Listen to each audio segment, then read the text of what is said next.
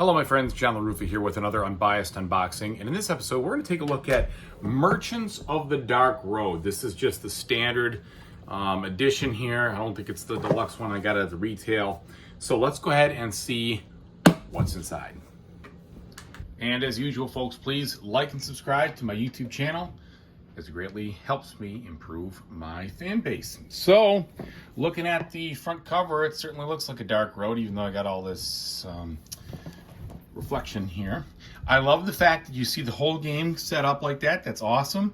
You get an idea of the components. They tell you, what you're doing and the contents, etc. I really appreciate that when they set games up in that fashion as far as the back is concerned. So very happy. And let's go ahead and see if my happiness holds as we get in deeper.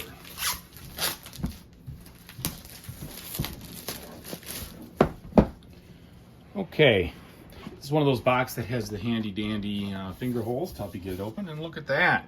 So that's kind of nice. Nice insert there. I shouldn't say insert, pardon me. Art on the inside of the box, which is cool. We come right into the contents here. We've got the rule book, which is the same size as the box. All right, and as we see it coming out, here we get the game, the setup. All right, some kind of like an aside about how to play the game, starting with the rules here. So there we go. Decent amount of examples as the game is taught, which is good. I've read about 2/3 of the rules. I didn't have any real problems so far with what I read. Okay, full travel example, that's good. It's going to help us figure it out. Then we've got some additional rules here, some stuff about the events and other things, steeds and deeds. There we go, and the wagon overview. All right, and then I like it. They give you a summary of how you're playing and all the icons on the back of the book, so that's good news. All right, then here is our solo rules and adventures, which is cool. Most of the reason why I bought the game, of course. So in this little guy, I haven't taken a look at this yet. Looks like it's going to tell us how to play with the solo opponent here, and then maybe how that interacts. We're at the game end final scoring, and then it looks like we've got kind of a campaign on this, or an adventure mode, which is cool.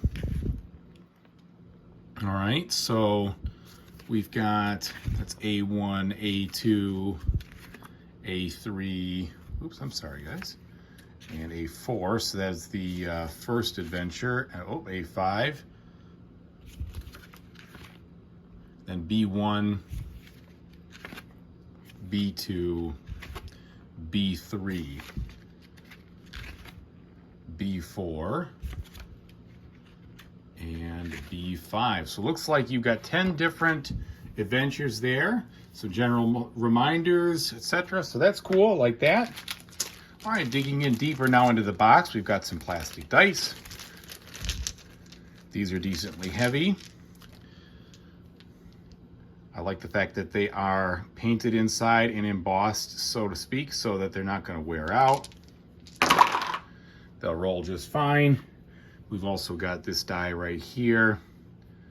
So my guess is this is just, some of the specialty stuff that maybe the crowdfunding campaign unlocked, and it just made sense to get that with everybody. So here we've got some wooden components here for the different carriages. Now we have some dice. So these dice are the illumination dice, I believe. It looks like you've got some color swirls in there. Also plastic. A little bit lighter than the other ones, but they're not super light, so no complaints there. Come on out. All right, so those will look pretty cool. Definitely with the color swirls, you get a lot of variation in there. Some people may not like that, I don't mind. But there you go, so there's those. And then we have the nighttime dice, again, with very much with the variations. I do like the way they did that with the color swirl. It's very nice. And it's not too hard to see what you rolled. Like this is obviously nothing, and here's the you know, the single face 4. So it looks like you've got, well, that's interesting. So you've got one that looks like it's, you know, a single face like this, and then you got a single face like that that's hollow, if you can see that. So I wonder if there's any difference. And if it's like that in every dice. Yeah, it is. So we'll see what that means. But they roll nicely. No issues there. Plenty of dice. Okay. Now I saw, oh, a couple more here. So these look, again, pretty cool. This is a different effect again, and then also maybe this is for the solo player. No, I don't think so. This is for something else, but all sorts of good looking dice. That's cool. I like that they included some bags there. That's helpful. We're going to do some sorting. We've got a couple of different size cards. It does not bother me one bit that sometimes you get cards this big that you can't sleeve. That's okay.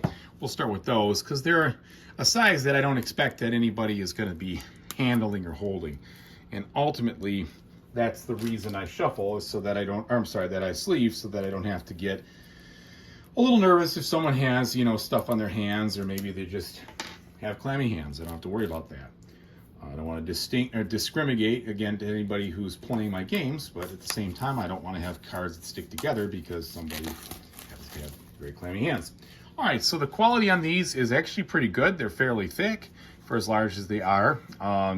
No texture here, but it looks like we're going to have a bunch of different, I think these are maybe the shortcut cards or something like that. So the artwork is a little bit of a, I mean, it's all dark, so it's good that there's different stuff here, but of course it goes with the theme, I suppose, that it's all dark. And that, I suppose, is okay. Just makes for a little more of a bland experience. Like, at least there, you have some lanterns and stuff like that, kind of lights it up a smidge, so that's all right. Some of those other ones are just a little more samey, so to speak. So you got a bunch of those kind of cards. Then we've got where to find, maybe that's just the, yeah, this looks like a little bit of a player aid here. Okay. Now we have all the rest of the components. Oh, let's take a look at the little guys. The other cards here. And again, this is the retail version. I just bought this at my friendly local game store. So I don't know if, you know, people back this or there's a deluxe version or whatever else. I'm not sure the difference is there. All right, again, same kind of thickness and feel. These are pretty thick. The artwork on here is much better. It's much more vibrant.